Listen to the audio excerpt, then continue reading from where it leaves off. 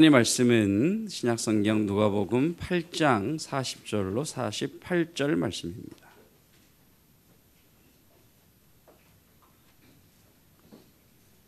우리 하나님을 경외하는 마음으로 함께 자리에 일어나셔서 한 절씩 교도하도록 하고 48절 합독하도록 하겠습니다. 오늘 우리에게 주시는 여호와 하나님의 말씀입니다. 예수께서 돌아오심에 무리가 환영하니 이는 다 기다렸음 이러라.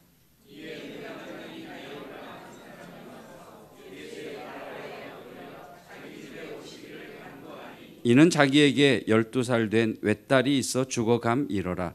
예수께서 가실 때에 무리가 밀려들더라.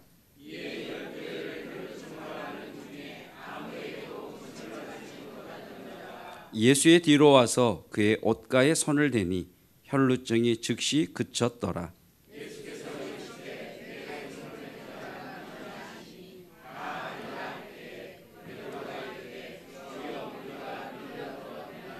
예수께서 이르시되 내게 손을 댄 자가 있도다. 이는 내게서 능력이 나간 줄 알미로다 하신대.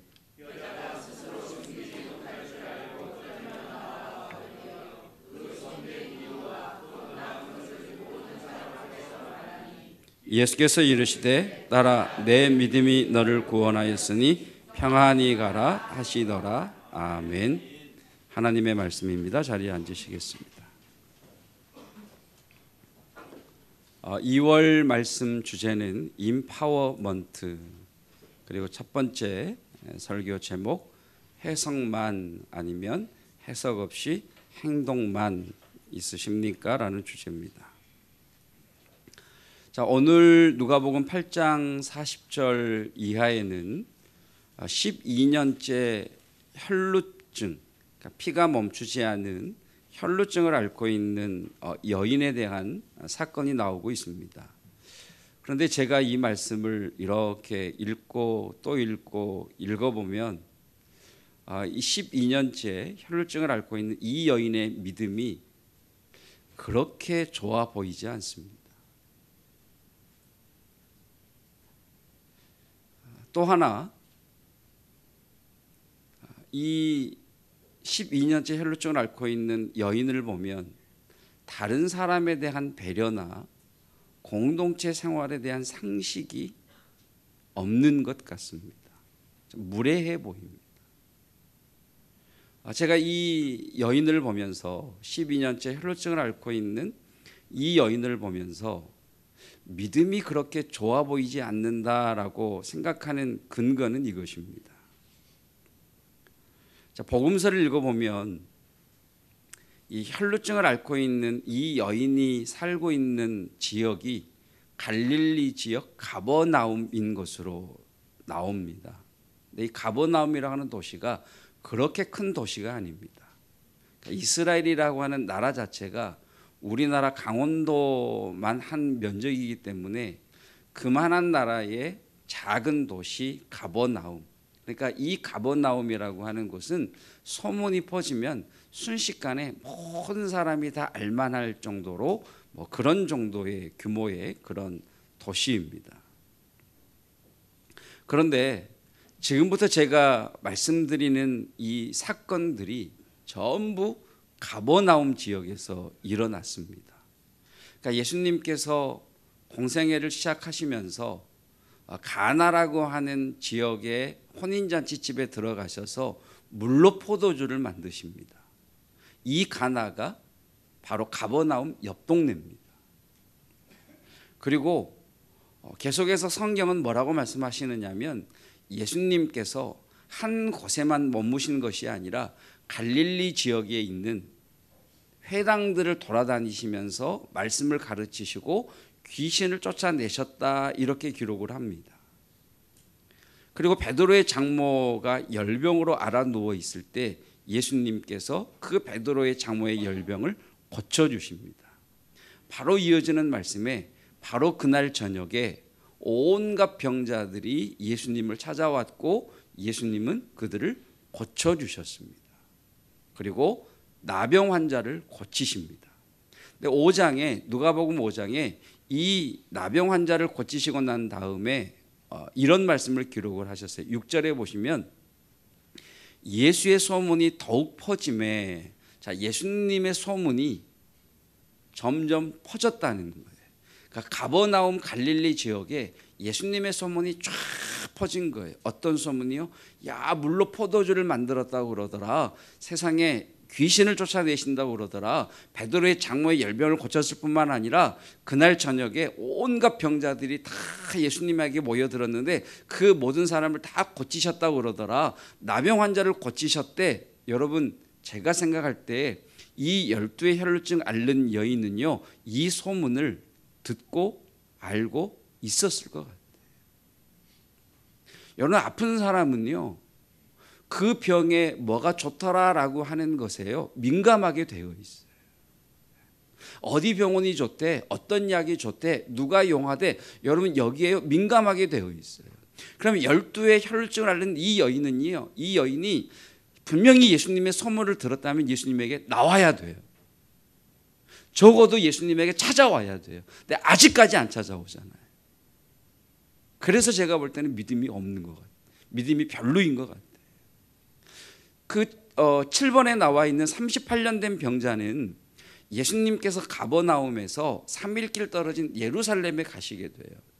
그 예루살렘에 가셔서 38년 된 베데스다 연못에 있는 병자를 고치시는데 이 사건이요, 이스라엘을 벌컥 뒤집어 놓는 사건이 돼요.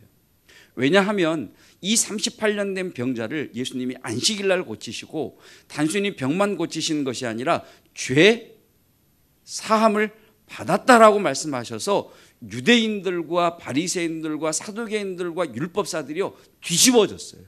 네가 하나님의 아들이라고, 네가 하나님이라고. 그래서 이때부터요 바리새인들과 율법사들과 서기관들이 예수님을 어떻게 하면 죽일까를 주목하게 돼요. 그러면 여러분, 이 소문이요 온 이스라엘에 확 퍼졌을 거예요. 발 없는 말이 천리를 간다고요, 가버나움에서도 충분히 이 말을 들었을 거예요. 그리고 예수님이 다시 가버나움으로 오셔서 하신 일이 백부장의 종을 고치세요. 백부장의 종을 고치시고 나인성이라고 하는 곳에 제자들과 함께 들어가시다가 장례 행렬을 만나요. 사람들이 관 하나를 메고 오는데 그 관에 들어있는 시신이 누구냐? 홀로 된 여인의 독자예요.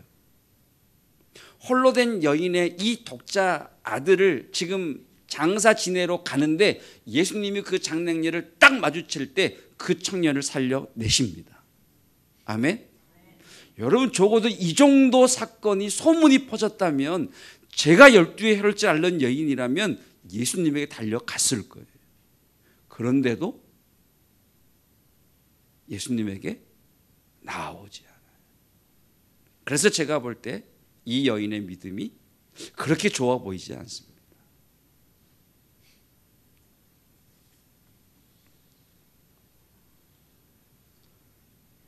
또 하나, 이 여인은 다른 사람에 대한 배려나 공동체 생활에 상식이 없는 사람 같아 보여요. 무례해 보이죠.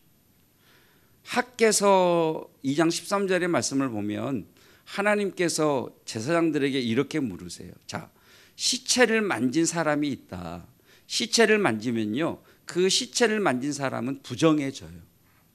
자, 시체를 만져서 부정해진 이 사람이 음식이나 국물이나 포도주나 기름이나 이런 것들 가운데 하나를 탁 스쳤어요. 만졌어요. 그러면 이것이 부정하겠느냐, 이렇게 하나님이 물으세요. 제사장들의 대답이 뭐죠? 예, 부정하겠습니다라고 이야기를 해요.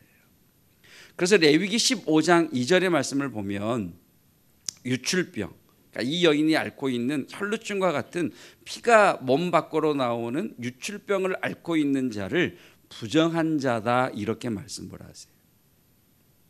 그리고 이 유출병을 앓고 있는 자는 부정한 자이기 때문에 이 사람과 접촉된 자도 동일하게 부정한 자가 되어서 그날 저녁까지는 아무 일도 하지 못하고 격리시켜 버리는 거예요.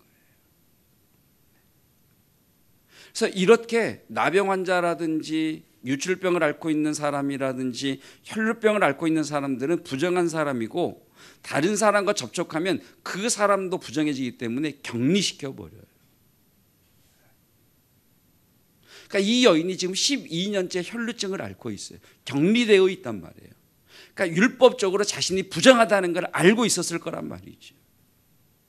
자신이 부정할 뿐만 아니라 자신이 다른 사람들과 접촉하면 그 사람들도 부정해질 뿐만 아니라 그 사람들 하루 일과가 그냥 아무것도 못하게 된다는 걸 이 여인이 알고 있었을 거예요. 그러면 이 여인의 입장에서 예수님을 만나러 가려면 멀찍이 떨어져야 되지 않겠어요? 왜? 내가 접촉하면 사람들이 부정해지니까.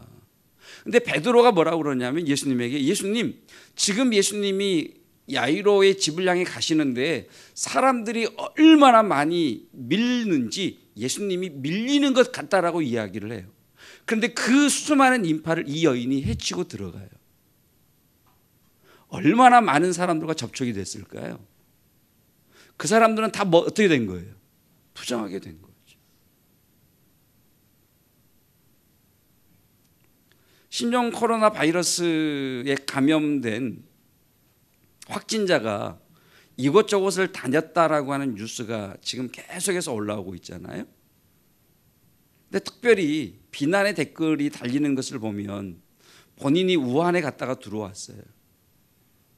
적어도 본인이 우한에 갔다가 들어왔으면, 중국에 갔다가 들어왔으면 스스로 조심해야 되지 않겠냐. 스스로 조심을 해서 집에만 있든지 활동 반경을 최소한 줄여서 있어야지. 그렇게 활보를 치고 다니면 어떻게 하란 말이냐. 너무 이기적인 것 아니냐. 그 사람에게 손해배상 물어야 되는 것 아니냐. 이런 비난의 댓글이 달려요. 이 여인과 똑같은 거죠. 본인이 부정한 자라는 걸 안다면 집에 있든지, 부정한 자라고 한다는 걸 안다면 예수님에게 멀리 떨어져 있든지. 참 상식도 없고 배려도 없죠. 그런데 여기서 중요한 질문 하나가 생겨요. 제가 볼 때는 이 여인의 믿음이 별로인 것 같은데 예수님은 이 여인의 믿음을 칭찬해 주고 계세요. 누가 잘못된 걸까요? 제가 잘못된 것이겠죠. 자, 48절 볼까요? 48절. 읽겠습니다. 시작.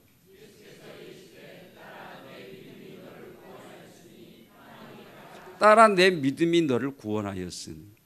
여러분 앞에서 말씀드린 가나의 혼인잔치로부터 베드로의 장모의 열병의 치유, 온갖 병자들의 병을 고쳐주심, 나병 환자를 치유해 주신 사건, 나인성에 홀로 된 여인의 아들을 살리신 이 사건, 여러분 이 사건들을 쭉 보게 되면 딱 한 사건, 백부장의 종을 치유하신 이 사건에서만 백부장의 믿음을 칭찬하시고요. 다른 어떤 곳에서도 예수님이 칭찬이 없으세요. 기적을 베푸셨고 치유의 역사가 일어났는데 그 기적을 경험하고 치료받은 사람들의 믿음에 대해서 인정한 사건이 백부장의 사건 이외에는 아무것도 없어요. 그런데 예수님께서 이 12의 혈증을 앓는 여인의 믿음을 칭찬하세요.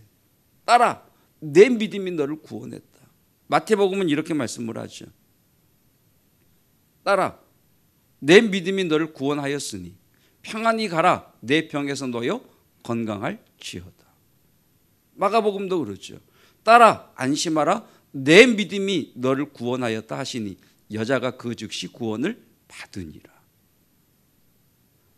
제가 볼 때는 이 여인의 믿음이 별로인 것 같은데 예수님은 이 여인의 믿음을 인정하고 칭찬하고 계시더라는 거죠. 이 여인의 믿음이 어떤 믿음이기에 예수님은 이렇게 인정하시고 칭찬하시는 걸까요? 46절입니다. 읽겠습니다. 시작. 예수께서 이르시되 내게 손을 댄 자가 있도다. 이는 내게서 능력이 나간 줄 알미로다 하신대. 예수님 말씀하시죠. 자, 내게서 누가 내게 손을 댔는데 그 손을 대는 순간 내게서 뭐가 나갔다고요? 능력이 쑥 빠져나갔다는 거예요. 그러니까 예수님이 아신 거예요? 모르신 거예요? 아신 거예요. 예수님 안에 이 병 고치는 능력이 있는데 이 여인이 예수님에게 손을 대는 순간 그 능력이 쑥 빠져서 누구에게 간 거예요? 여인에게 간 거예요. 이것을 임파워먼트라고 그래요. 영어로는 저렇게 썼는데 일부러 한자를 썼어요. 임하다. 하나님의 권능이 우리에게 임하다. 임파워먼트. 그러니까 예수님에게 있는 권능이 이 여인에게 딱 넘어가 버리게 된 거지. 자, 누가복음 5장 17절입니다. 하루는 가르치실 때에 갈릴리의 각 마을과 유대와 예루살렘에서 온 바리새인과 율법 교사들이 있었는데 병을 고치는 주의 능력이 누구와 함께 있습니까? 예수와 함께 있습니다. 병을 고치는 주의 능력이 주님에게 있습니다. 그런데 이 여인이 예수님에게 손을 대자 예수님 안에 있는 병을 고치는 주의 능력이 예수님에게서 쑥 빠져나가 누구에게 옮겨간 거예요? 여인에게 옮겨간 거예요. 그래서 여인이 치유됩니다. 할렐루야. 여러분, 이 임파워먼트의 역사, 병 고치는 주님의 그 능력의 역사가 오늘 지금 이 시간 예수님께로부터 쑥 빠져나와 오늘 여러분들에게 임할지어다. 치유의 역사가 일어날지어다.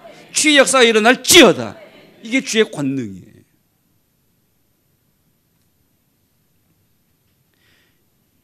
예수님이 이 여인의 믿음을 칭찬하신 이유가 있어요. 이 여인은요, 예수님이 누구이신지 정확하게 알고 있었어요. 이것을 해석이라고 그래요. 해석. 이 여인이 그 수많은 소문들을 들을 때마다 예수는 누구지? 예수는 누구지? 여러분, 복음서의 중요한 질문은요, 예수는 당신에게 누구인가요? 여러분, 예수님은 여러분에게 어떤 분이십니까? 아마 많은 소문들이 이 여인에게 들렸을 거예요. 아, 예수님 치료하시는 분, 아, 예수님 병 고쳐주시는 분, 아, 예수님 기적 베풀어주시는 분, 아, 예수님 랍비. 근데 이 여인에게 예수님은요, 나에게 예수님은 누구인가? 이 여인에게 예수님은요, 하나님의 아들이셔 그리스도이셨습니다. 아멘. 이게 이 여인의 예수님에 대한 해석이에요.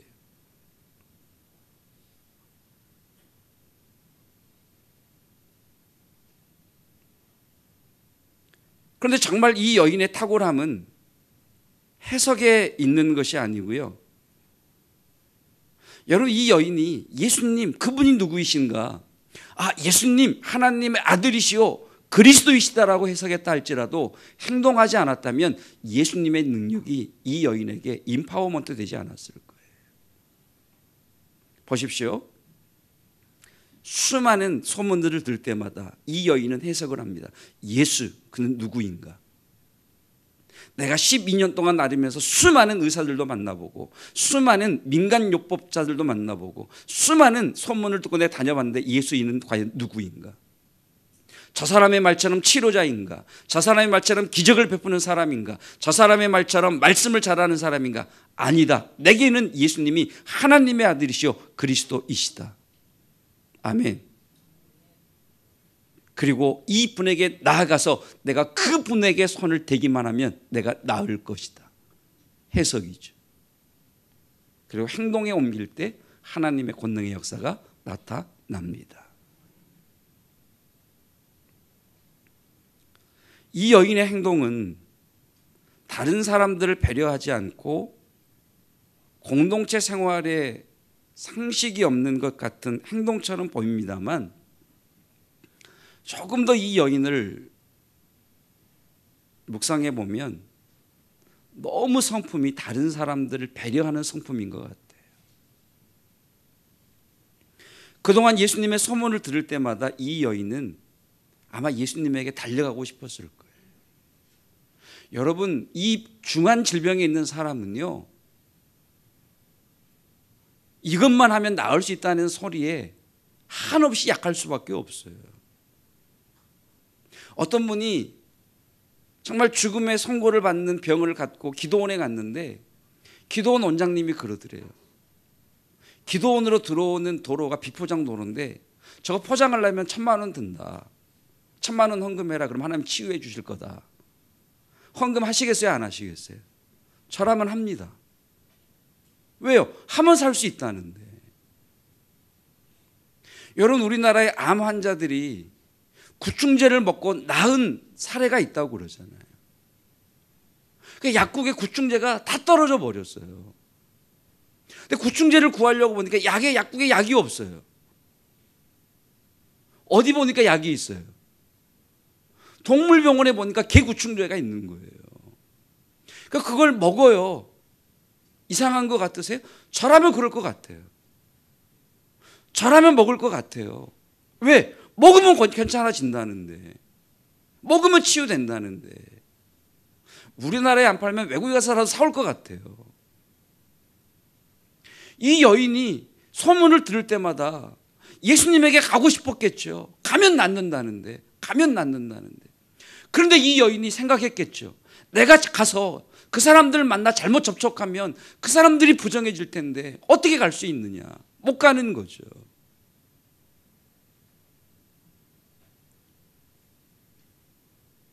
자, 그런데 예수님은 하나님의 아들이시고 예수님은 그리스도이시고 내가 그분에게 가서 그분에게 손을 대기만 해도 내가 나을 것이라는 것이 해석이 됩니다.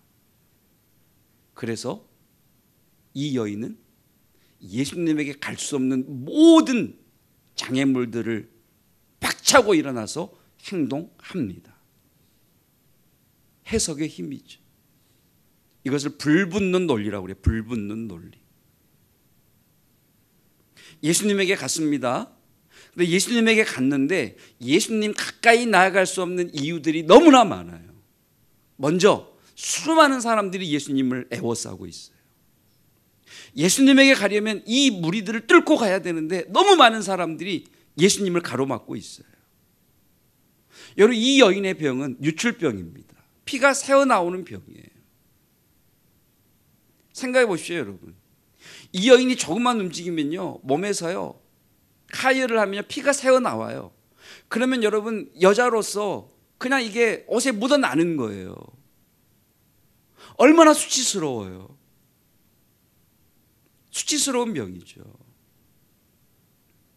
제가 아는 분 중에 극심한 스트레스로 하혈이 멈추지 않아서 병원에 입원하신 사모님이 계세요.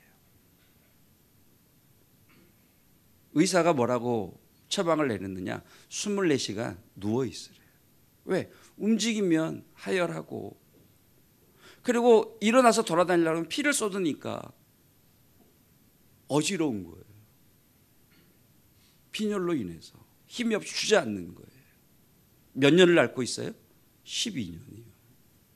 그래서 이 여인의 몰골이 어땠을까요? 수많은 사람들 해치고 가야 되는데 비틀비틀 휘청휘청 할 수가 없는 거예요. 현실적으로 갈 수가 없는 거예요. 여러분, 예수님은 하실 수 있으십니다. 여러분, 하나님은 하십니다. 근데 현실이 아니래요. 현실이 안 된대요. 현실적이죠. 자신도 부정한 자라는 걸 자신이 잘 알고 있어요. 죄책감이죠. 나는 뭔 죄를 져서 이렇게 부정한 자가 되었나. 죄책감이죠. 그리고 지금 예수님 앞에서 예수님을 자기 집으로 모셔가는 회당장과 자기를 비교해 보면 회당장은 너무 반듯하고 멋진 사람이에요. 자신은 한없이 추한 사람이에요. 비교의식이죠. 또 예수님에게 가다가 하혈한 것이 들통나면 이 여인을 아는 자들이 소리를 지르면 돌에 맞아 죽을 수도 있어요. 두려움이죠. 그런데 이 모든 것들을 뚫어내는 것이 해석입니다. 해석. 어떤 해석이요? 예수님이 누구이신가? 나에게 예수님은 어떤 분이신가? 여러분에게 예수님은 어떤 분이십니까? 정말 여러분에게도 예수님이 하나님의 아들이시요 그리스도이십니까?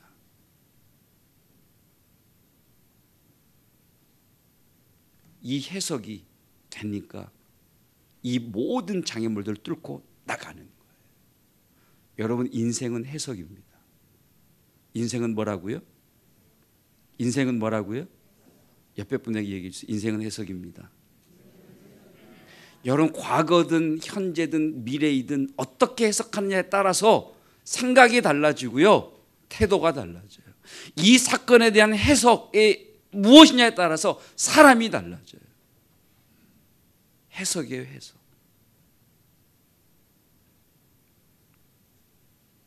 그래서 이 해석을 앞에서도 말씀드렸던 것처럼 불붙는 논리라고 그래요.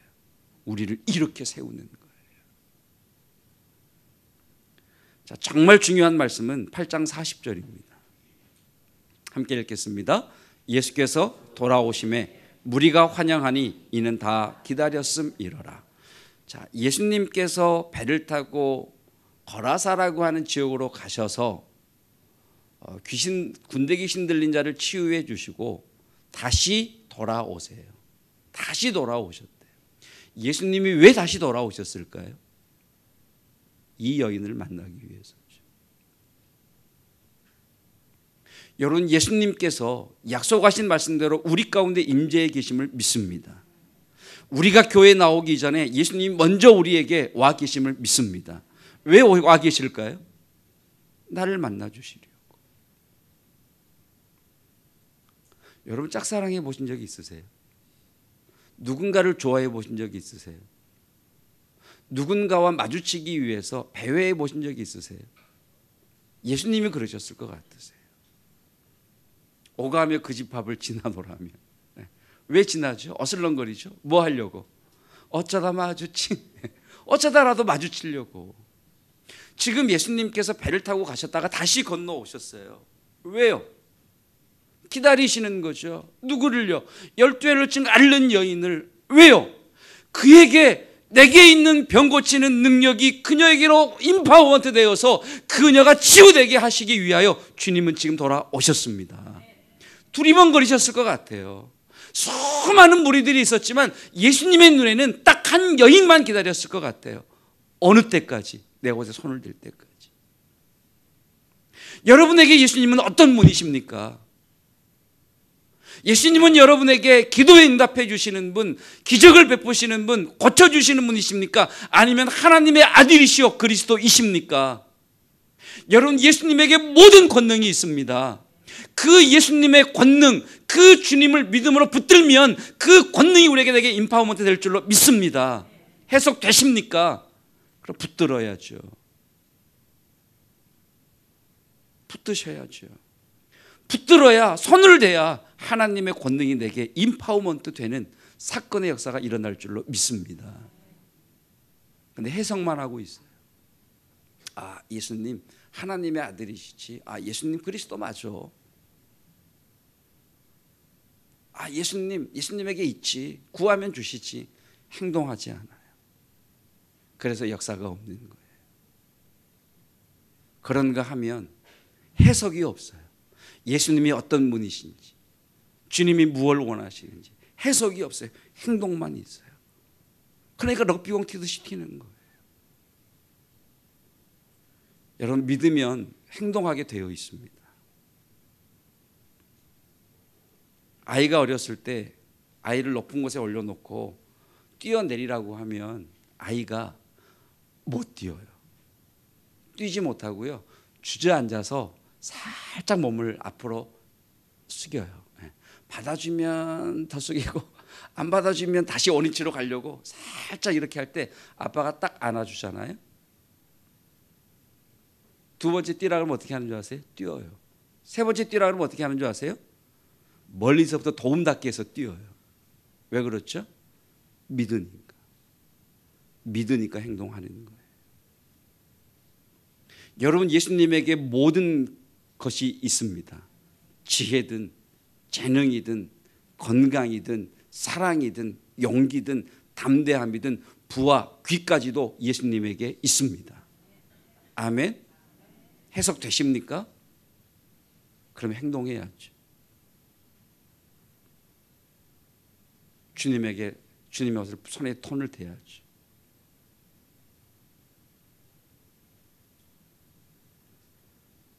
유대인의 역사학자 요세푸스라고 하는 사람은 이 여인의 12의 혈루증을 앓는 이 여인의 이름을 베로니카라고 명명합니다. 그리고 고대 전승에 의하면 예수님께서 십자가를 지시고 골고다를 향해 가시다가 쓰러지시게 되는데 그 얼굴에 피와 땀으로 범벅이 되어 있을 때 한 여인이 예수님에게 다가와서 수건으로 예수님의 얼굴에 땀과 피를 닦아줘요. 이 베로니카라는 여인이라는 거죠. 그리고 수건을 이렇게 떼었더니 그 수건에 예수님의 얼굴의 형상이 그대로 배어 있더라라고 하는 그런 고대 전승이 있죠. 말씀을 마치겠습니다. 우리를 움츠러들게 하는 것이 있어요. 우리를 주저앉히는 것이 있어요. 그것은 미루어 짐작하는 거예요. 미루어 짐작하는 것. 사람들이 많으니까 안 돼. 미루어 짐작하는 거죠.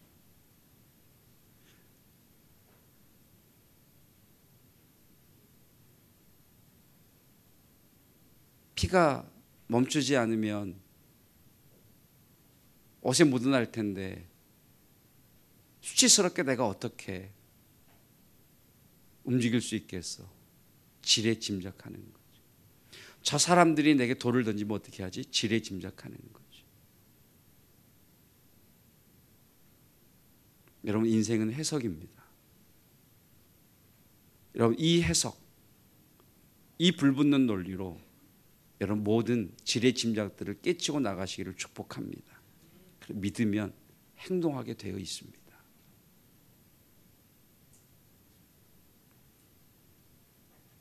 주님께서 우리 교회에 기도가 필요한 줄 아시고 기도를 통해 하나님의 권능을 우리에게 임파워먼트 하시기 위해서 새벽을 깨우시고 저녁 기도를 하게 하십니다. 믿으면 행동하게 되어 있습니다. 행동하는 저와 여러분이시기를 주님의 이름으로 축복합니다. 이 시간 주 예수